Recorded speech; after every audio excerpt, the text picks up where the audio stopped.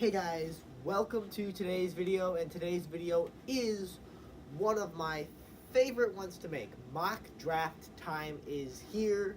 The draft is in the end of April. We're already well into March, so it's really that time where you get mock drafts and all these rumors and stuff. The combine is past us, so this is really one of my favorite videos to make. I'm a huge draft geek. I've done my research. So mock draft 1.0, this likely will not be the last mock draft you see. There'll likely be a 2.0 and possibly a 3.0, just because of how much things change between a time like say I don't know, I'm just guessing 40, 50 days before the draft to actual like when we get closer. So this probably won't be the last version of my mock draft you see. I'll do a final one, meaning this is the final one I'm going with, not 1.0, 2.0. But without further ado, mock draft 1.0, the Arizona Cardinals. With the first pick, the Arizona Cardinals select Nick Bosa. That's not Kyler Murray. What? That's not what they said. Yes, I know. I am not buying the Kyler Murray hype until a trade actually happens. Because look it, maybe they could just be trying to trade down from the number one pick. Maybe they really are into Kyler Murray, which, I mean, this will stay this way until a Josh Rosen trade happens, which truly I don't think a Josh Rosen trade will happen. I'm not buying it. I'm not. You heard it here first. I'm not buying it. I think Josh Rosen will be the starting quarterback for the Arizona Cardinals week 1 of 2019. Because look, yeah, he didn't have a great rookie year, but one, you didn't really have a lot of weapons. It's not like he's the only reason the Cardinals are picking first this year. And two, sometimes guys just need a year. Sometimes things take time. Look at Jared Goff. He went like 0-7 or something in his rookie year, and he just played in the Super Bowl last month. So I just don't think you could give up on Josh Rosen that fast. And I don't think Kyler Murray is worthy of the number one overall pick. I don't think he's the number one quarterback in this draft. So I know it's Cliff Kingsbury, new scheme, sure. The Steve Wilkes thing didn't go too well, but just don't mess this up. Just take the best overall player in the draft. This is Nick Bosa. He did have an injury, but he recovered from that. Showed no signs of injury at the combine. He's big. He's physical. He could get through multiple blockers. College offensive linemen had nightmares about him. He's just simply the best defensive player in this draft, in a draft that's simply loaded with defensive talent. Pair him with Chandler Jones. I mean, that's actually pretty intimidating for a team that's 3-13. Him and Chandler Jones, that's a good pair to start trending things upward. I'm not buying the Kyler Murray hype. Nick Bosa is going first overall. If a trade happens, then you will see Kyler Murray here in mock draft 2.0. But until a trade happens, and I do not think it will, Nick Bosa is staying right there. Next, San Francisco. San Francisco selects Quinnen Williams. I have gone back and forth between Quinnen Williams and Josh Allen, I don't know. I'm not good at analogies. But I've gone back and forth between Williams and Allen a lot. The defensive trend in this draft continues. I went with Williams. Simply, he had a good combine. I think he ran a pretty good 40. He had a dominant season. He could rush through blockers. He could attack the quarterback. He's mobile. He's an inside defender, meaning he's not an edge. He's an inside defender, so he kind of go through the gaps. He could get to the quarterback. He could do everything you need of a do. And I heard Peter Schrager, NFL Network analyst, say, if there's one guy in this draft that's like a guaranteed will not be a bust, it's Quinnen Williams. And I think he's got a point. Because, I mean, if you watch the Alabama LSU game from this past year, Quinnen Williams was dominant in that game, in a big game for Alabama. Obviously, two good is LSU in the SEC? I think so. Nevertheless, two teams that were ranked at the time. I don't know the college conferences too well. But, I mean, look at Quinnen Williams. I mean, I got it up here. I don't know if you can read it. Fast off the snap, could get to the quarterback quickly. Josh Allen, I could see Josh Allen here, because even if I don't have a guy going there, I could still see, like, if you tell me, like, oh, if someone else has Josh Allen here, I'd be like, okay, I don't quite agree, but I could definitely see that, and that would by no means be a bad pick. But Quinnen Williams, I give him the edge just because, I mean, the 49ers have swung and missed on some defensive lineman prospects recently. You look at Solomon Thomas, who they absolutely finessed the Bears for in the 2017 draft. But I just think Quinnen Williams is the best player available after Bosa. And, I mean, I think San Francisco, the only reason they're picking here is because they had some injuries. You know, Jimmy Garoppolo, Jerick McKinnon, Richard Sherman was hurt. So I think San Francisco will be better in an NFC West that could be very tough this upcoming year. So I don't want to overanalyze it anymore. Quinnen Williams, dominant player. Look at his tape against LSU if you don't believe me from this past year. Can get to the quarterback, checks all the boxes. Best player available, not named Bosa. All right, number 3, New York Jets, Josh Allen. As I said, he could easily go number 2. I think there's an argument for number 1, but I mean, I just think he's a little bit behind Bosa and Williams, but he's fast off the snap. I watched some of his tape. I mean, he can force fumble. He is really good at forcing fumbles. And I feel like the Jets, I mean, they got their quarterback. I mean, the Jets have a lot of needs. I mean, that AFC East has been dominated by the Patriots for so long. But, I mean, once Tom Brady retires, maybe it'll be Sam Darnold's division or Josh Allen's division. So, I mean, once Tom Brady retires, the AFC East is going to be wide open. And people are going to start building for that now. Like, Josh Allen's the best player available here. I mean, look at his tape. He can force fumbles. He can get interceptions. He can run off the edge. He can try to drop back. He can contribute in coverage. I just think he's a great player. I mean, I called him a linebacker, but he could probably play defensive end too. I mean, he could do it all on defense. He could rush the quarterback if he wanted to. He could cover running backs if he wanted to. He's just a kind of a, a wild card. Like, it's like you draw a card in Uno. You can pick whatever color you want. Pick whatever position you want. I think he can play defensive end. I think he can rush the quarterback. I think he can play linebacker, maybe help in coverage. Josh Allen can do a lot, so that's why the Jets take him here, because the Jets really need to start get things going if they ever want to become the kings of the AFC East once the Brady era is over. Next, the Raiders. Devin White, another linebacker out of LSU. I think he won the Butkus Award, if I'm correct. I'll double-check that in a second. But you look at Devin White. A lot of people have him going to the Bengals. I don't know why, but Devin White to the Bengals, very popular pick. I have him going much higher to the Raiders. And speaking of the Raiders, kudos to Mike Mayock and John Gruden. I almost said Josh Rosen. Kudos to Mike Mayock and John Gruden for just absolutely getting a steal for the Antonio Brown trade. You have 3 first-round picks, and you don't have to give up any of them to get one of the best receivers in football. Kudos to you, Mike Mayock and John Gruden. You might have already won the offseason. I mean, I know we still got a lot to go, but they're easily the front runners, the Raiders are, to win the offseason. You got Antonio Brown, top 3 receiver in the game. You got 3 first-round picks. 3. I don't understand how and why Pittsburgh would accept an offer for less than maybe a second-round pick. Because, remember, they gave up a first-round pick for they got a first-round pick for Amari Cooper, and Antonio Brown, in my opinion, is better than Amari Cooper. So how the Raiders did not give up a first-round pick for Antonio Brown, I have no idea, but kudos to them. They might have just won the offseason already, assuming they hang on to these 3 picks. I mean, they're trending in the right direction. They've got that nucleus. They've got Derek Carr, who is their quarterback of the future. John Gruden, Mike Mayock, 2 football lines. Kudos to the Raiders on just absolutely finessing the Steelers. I mean, there's no other way to put it. But Devin White, I mean, he's kind of similar to Josh Allen in a sense. Less of an edge rusher, more of an actual linebacker. I just think he's the best player available here, and the Raiders will try and find Khalil Mack 2.0 and revamp their defense, which obviously has taken some steps back in recent years. Tampa Bay, I mean, obviously Bruce Arians, I think, is kind of Jameis Winston's last hope. Because if this year doesn't go well for Jameis Winston, I think Tampa might move on from him. I mean, they haven't made the playoffs in his tenure. He was drafted number 1 overall in 2015. So I think they try and get Jameis some help. They already brought in a great head coach. They got Mike Evans. Running back could be a need here too, but I think Josh Jacobs, who is the best running back in this class, would be a reach here. So I think they just take the offensive tackle, because Tampa Bay's offensive line is kind of weak. I know they've got some guys hitting free agency. So if they really want to make Jameis Winston work, they got a great football line to help him. Lots of experience coaching. I think Bruce Arians is one of the greatest hires of the offseason. So you got to get him offensive line. The running back, I mean, Ronald Jones didn't do that much, but they might get another running back later in the draft, or possibly pursue Le'Veon Bell. You just got to take the best offensive tackle in the draft. I mean, if you asked me, say, 14 months ago, I would say taking an offensive lineman this high is absolutely crazy. But look at the impact Quentin Nelson had for the Colts, and how him and that absolute unit of an offensive line allowed Andrew Luck to practically not even have a stain on his uniform when he left game day. Like, that playoff game against Houston, I can't remember one time. Did the Texans even sack Andrew Luck at all? Meanwhile, Deshaun Watson was, like, getting flopped around like a fish.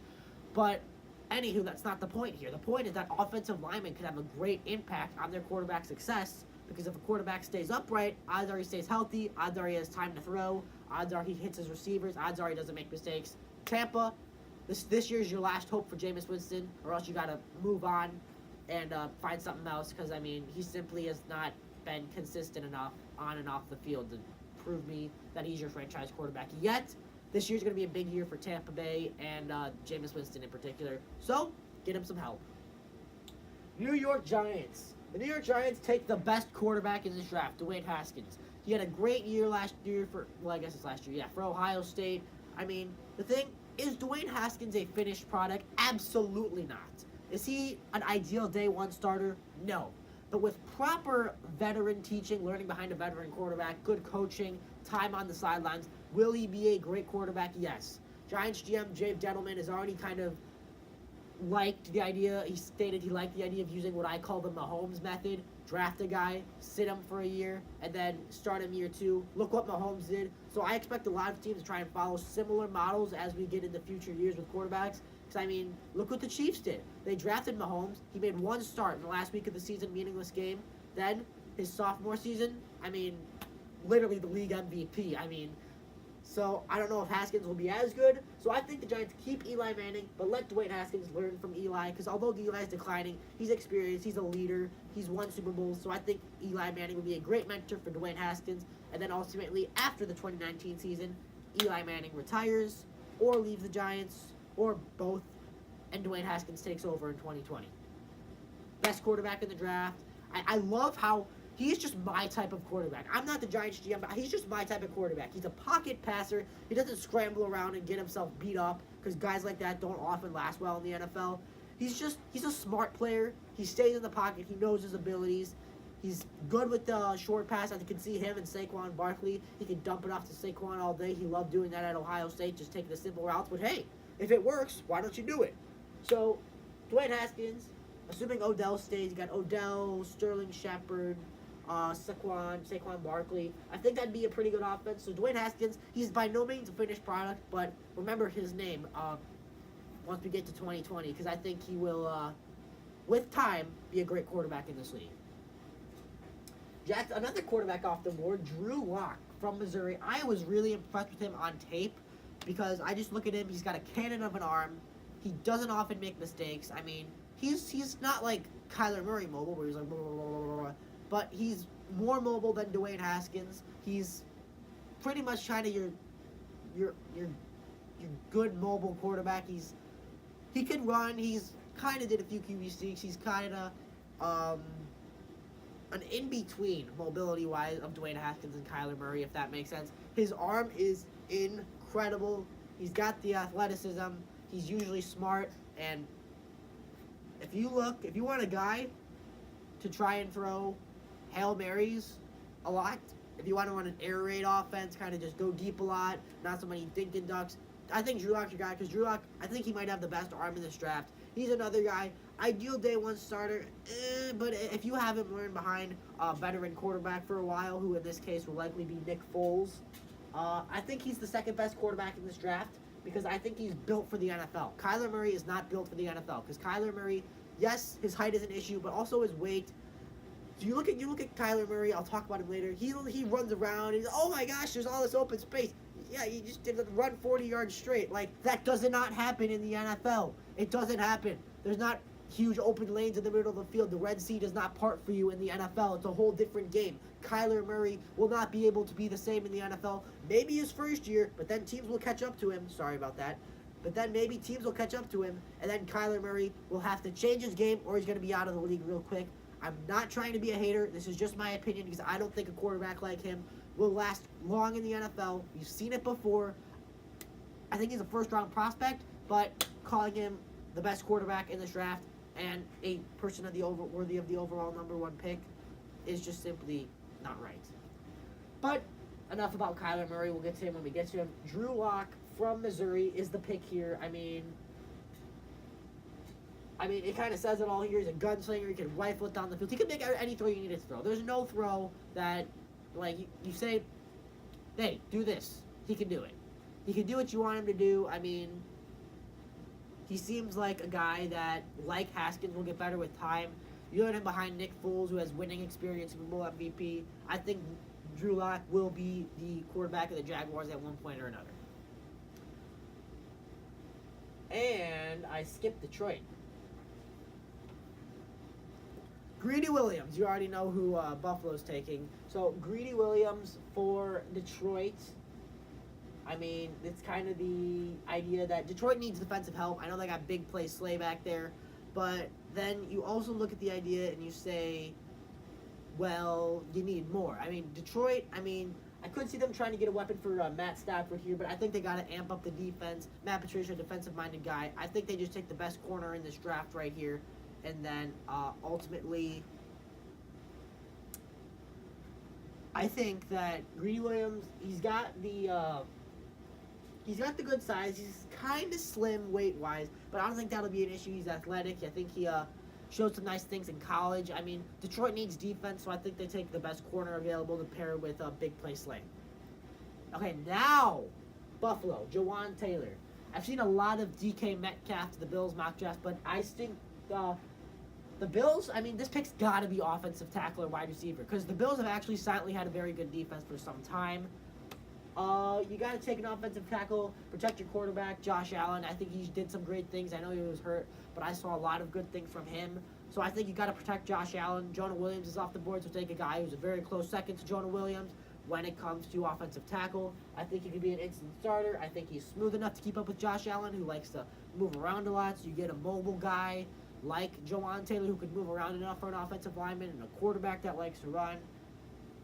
If you take a receiver here, I'm not going to call it bad, but I just don't think you could pass on Jawan Taylor here with the idea of what he's doing and what he would be doing, I meant. Because you got Jawan Taylor, Kyle Williams retired, kind of put him in that slot, protect Josh Allen.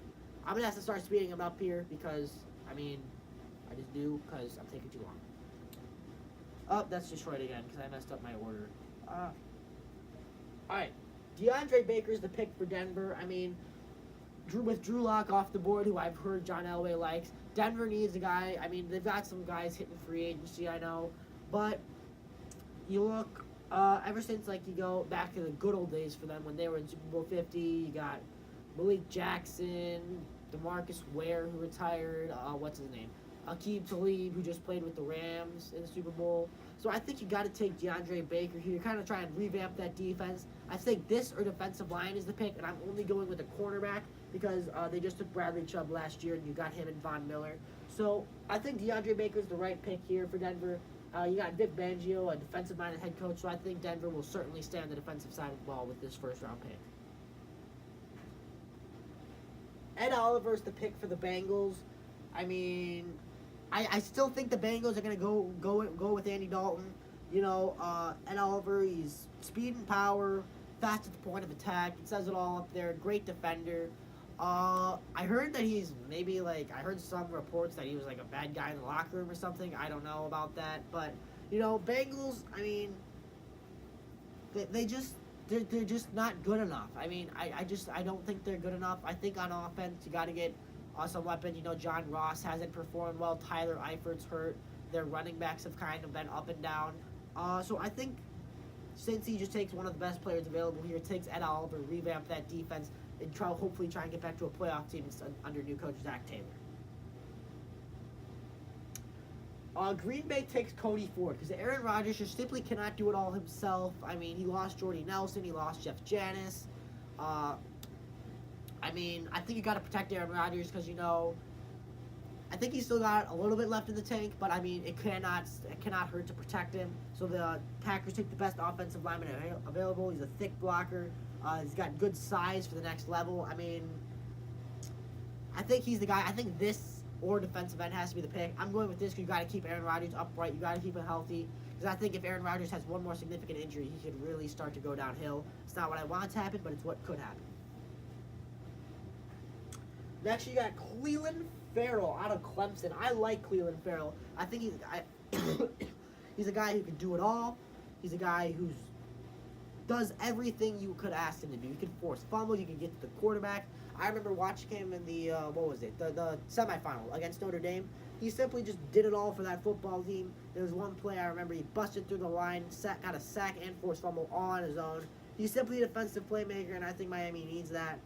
I do think, again, Miami keeps, what's his name, Ryan Tannehill for one more year. I've heard rumors that they're interested in Alabama quarterback Tua Tagovailoa. I think I said that right. Who would likely be entering the draft next year. So, really, we will see what happens. I mean, I can't say a quarterback would be bad here, but I think you got to take a defensive end here. You know, I mean, get this Dolphins defense back to what it used to be with that dominant defensive line. Farrell is a playmaker. He's clutch. He can do it all. I like him here. Next is Rashawn Gary for the Falcons. I mean, you look at this guy. He can do it all. I mean, I think he's actually got some good speed. Yes, speed and athleticism, size, upside, physical talent. So basically just a good all-around athlete. The Falcons really need to vamp up that defensive line. I think they're a team like San Francisco, who's a lot better, who would have been a lot better if they didn't have so many injuries, but injuries are part of the game. Again, I got to speed this up here. So, simply, I don't want to overanalyze it. Rashawn Gary, best player available for the Falcons. Their scheme, they need a better defense because their offense and all over, really just injuries, so just take the best player available. I think they'll be good next year. Good enough, that is. I mean, to at least be respectable. But, best player available is Rashawn Gary. Now the slide falls. Redskins take Kyler Murray.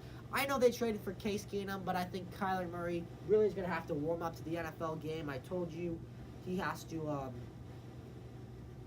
definitely change his game for the NFL level. I think he's going to have to really... He's not going to have space. The Red Sea will not part for Kyler Murray in the NFL. He's not going to have 40 yards open field. It just doesn't happen. You never see that in the NFL.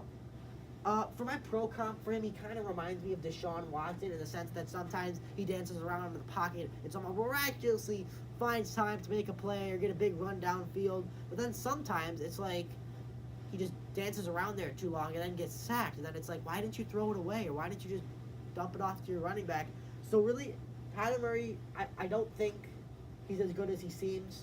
I think he's as good in college. But people have to remember the college game and the NFL game are two totally different games, literally and figuratively.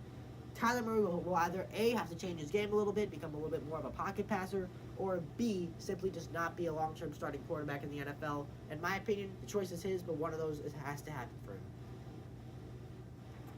This is my last pick of this video. This video will be 1 through 16. The next video will be 17 through 32. Carolina selects Deontay Thompson. I know they brought Eric Reed back, but they still need a safety. He's the best safety in the draft, in my opinion. I mean, good range, good instincts. I mean, I think he can cover a lot of ground. That's got good speed. Carolina simply needs to get back to that level. I mean, look at where they were at midseason. They were 6-2, and then they somehow literally did like a Tower of Terror drop to 6-9, and then they won in Week 17 against the Saints team that put all their backups in. So, I think Carolina takes a safety. I think it's a big team lead for them. And so, if they don't get a safety in free agency, I expect this to be the pick here. So, that is where we're going to cut it off today. I don't want to make this too long. I know I already made it too long. But that is where we're going to cut it off today. Next video will be picks 17 through 32. And if I feel the need to make a mock draft 2.0, I will. But, for now, feel free to comment. Draft season is one of my favorite times, the off season and for the whole NFL season. I might do my other mock drafts after I do the 17 to 32. I might do my 2.0 just in a slideshow presentation without the explanation. I don't know. I'll figure it out. If you have any ideas, leave them in the comments. But Deontay Thompson is the pick here for the Panthers. And that's about it. So thank you guys for watching. If you want to type your own mock drafts down there, share your opinion on mine. I want to hear it. So leave it all below. Like, subscribe. Thanks for watching. And we'll see you in the next video, which will be the second half of my mock draft 1.0. Have a good day.